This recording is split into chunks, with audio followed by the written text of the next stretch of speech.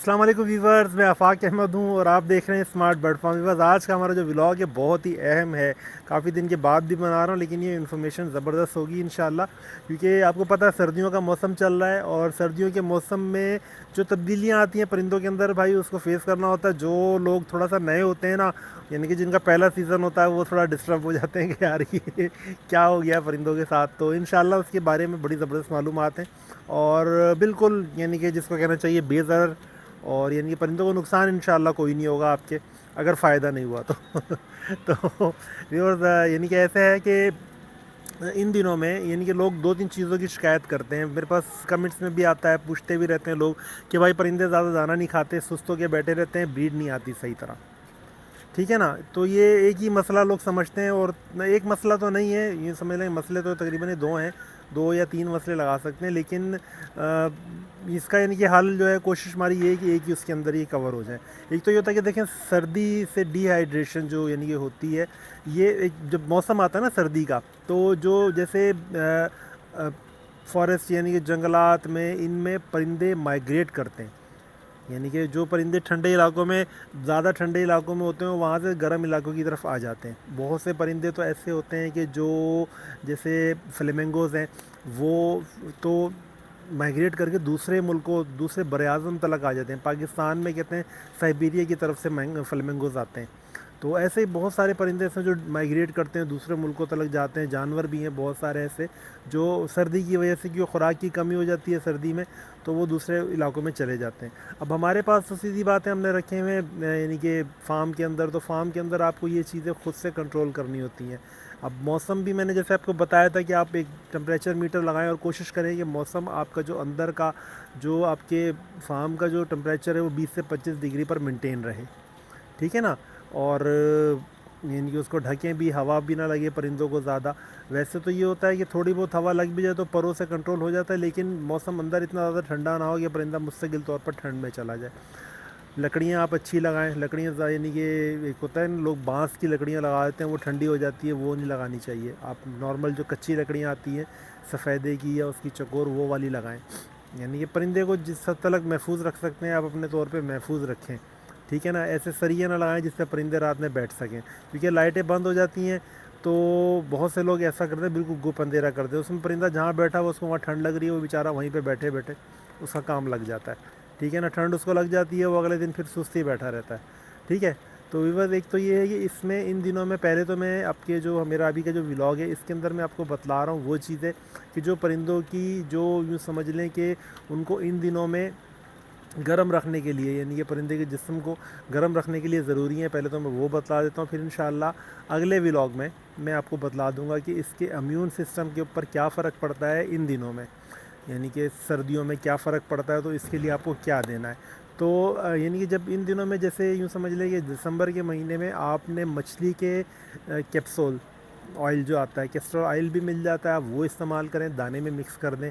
ठीक है ना। झींगा, खुश्क झींगा मिल जाता है, वो मैं आपको यहाँ साइड पे दिखा दूंगा, वैसे एम्प्रेस मार्केट से मिल जाता है और आम सी चीज़ है, वो इस्तेमाल करें अपने परिंदों को, वो भी दें। ठीक है ना। गर्म होता है। और ये आप एक अलहदा बर्तन में रख दें, यानी कि आपने दाने में मिक्स करने की ज़रूरत नहीं है, अलहदा बर्तन में रख दें। जिस परिंदे को ज़रूरत होगी वो खुद खाएगा। इतना एक कुदरती, जिसको कहते हैं जिबलत, इनके अंदर होती है, इनको पता होता है इनको किस चीज़ की ज़रूरत है, इनको कौन सी चीज़ खानी है। तो आप ये चीज़ें प्रोवाइड करके रख दें इनके लिए। ठीक है ना। तो उससे ये होता है कि जब इनको ज़रूरत होगी ये खा लेंगे। तिल, ये भी आप एक बर्तन में, इनकी ये पूरा एक तरह से आप फार्मूला सा बना लें, चार पांच चीज़ें मिक्स कर लें और एक जो मिट्टी का बर्तन होता है उसके अंदर ये रख दें।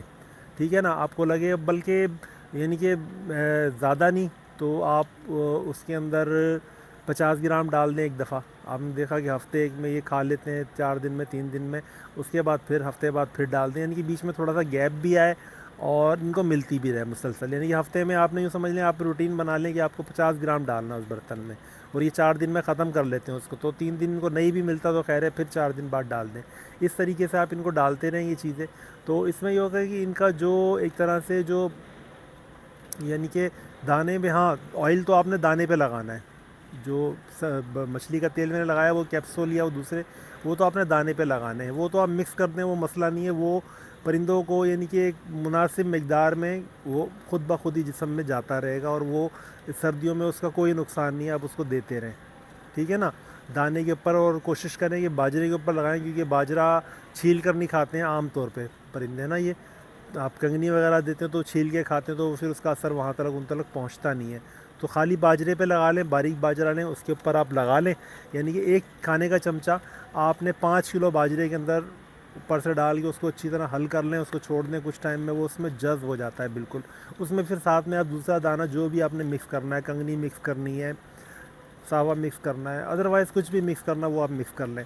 अच्छा, अगर आपके पास यानी कि पैराकीट्स में लगा हुआ है, लव बर्ड लगा हुआ है, कॉकटेल लगा हुआ है, तो इन दिनों में आपने इसमें सूरजमुखी का बीज वो आपने मिक्स कर लेना है। वो भी अच्छा, यानी कि इसकी समझ लें कि सर्दियों के अतबार से बहुत अच्छी चीज़ है, वो बहुत फ़ायदेमंद होता है सूरजमुखी। वो भी आप यूँ समझ लें कि अगर आप यानी कि तोतों को लगा रहे हैं तो भले 5 किलो में 1 किलो भी डाल लोगे तो भी कोई मसला नहीं है, वो खा लेते हैं, ठीक है ना। और फ़ायदेमंद चीज़ है। बहुत से लोग तो ज़्यादा वो डालते हैं, कम बाजरा डालते हैं, लेकिन अब ये है कि महंगा हो गया दाना काफ़ी, तो तकरीबन आप इतना लगा लें चलेगा, ठीक है जी। अच्छा, इस जावा और फिंचिस का यानी कि आपने उसको खुले बर्तन में रखना है, ठीक है ना। यानी कि आपने दाने के ऊपर ये लगा दिया, दाने के ऊपर मछली का तेल ही लगाया जा सकता है, या तिलों का तेल भी मिलता है, तिलों का तेल भी आप मिक्स कर सकते हैं। तेल जो होते हैं उनका तेल मिलता है, ये भी गर्म होता है, और ये भी इसी मिकदार में लगा दें आप, ठीक है ना। यानी कि लगाएं आप एक एक करके। अगर आप मछली का तेल लगा रहे हैं एक दफ़ा, तो अगली दफ़ा आप तिलों का तेल लगा दें। और 5 किलो दाने के ऊपर एक खाने का चमचा, यानी नॉर्मल जिससे हम चावल वगैरह खाते हैं ना, वो वाला चमचा 5 किलो दाने पे लगा दें। उसके अंदर फिर आप और दूसरा कोई दाना मिक्स करना चाहते हैं तो मज़ीद कर लें, ठीक है जी। तो ये आप इस तरीके से इनको दें। और ये यूँ समझ लें कि इनकी जो एक तरह से इनकी बॉडी को गर्म रखने के लिए चीज़ें मददगार होती हैं, ठीक है। तो इन दिनों में ये चीज़ें आपने इनको देते रहना है, ताकि इनका ये मसला यूँ समझ लें कि इनको वो खुराक मिलती रहे जो इनके जिस्म को गर्म रखती है, और परिंदे इनकी सेहत ख़राब ना हो, ठीक है। तो व्यूअर्स, ये हो गया आज का हमारा व्लॉग, यानी कि हमने आपको ग़िज़ाएँ बता दी जो आपको देनी है। इसमें एक चीज़ और ऐड आपने करनी है। अगर आप ब्रीड पर आपके परिंदे आए हुए हैं, आपने अंडा उबला हुआ जो है वो भी आपने देना है इनको।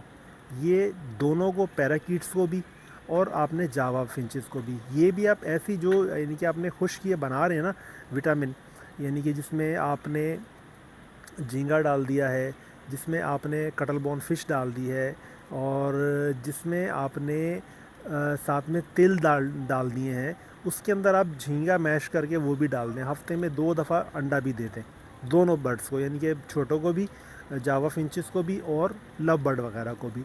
तो ये बहुत, यूँ समझ लें कि अच्छी मुतवाज़न ग़िज़ा हो जाती है इनके लिए। और इनको जितनी यानी कि यूँ समझ लें कि अपने जिस्म को गर्म रखने के लिए जो चीज़ें चाहिए होती हैं वो इसके अंदर प्रोवाइड हो जाती हैं। तो उसमें ये होता है कि ग़िज़ा की तरफ से इनको प्रॉब्लम नहीं होती, ठीक है। भी बस दूसरा होता है ये परिंदों के अंदर जो मैंने बतलाया था कि इसके अंदर एक चीज़ आ जाती है कि ये परिंदे सर्दियों में सुस्त होकर बैठते हैं और इनका इम्यून सिस्टम कमज़ोर होता है। तो ये इंशाल्लाह मैं अगले व्लॉग में आपको बतलाऊँगा। अभी के लिए मैंने खुराकें बता दी हैं। मैं कोशिश करूँगा यहाँ पर जो भी मैंने चीज़ें बताई हैं उनकी तस्वीरें आपको साइड में दिखा दूँ, ताकि आपके लिए आसानी हो जाए। तो व्यूअर्स, ये आज का व्लॉग था। इंशाल्लाह पसंद आए तो आप मेरे चैनल को सब्सक्राइब कर लें, बेल की नोटिफिकेशन को ऑन कर लें, ताकि आपको ऐसी इंफॉर्मेटिव वीडियोज़ मिलती रहें। अल्लाह हाफिज़।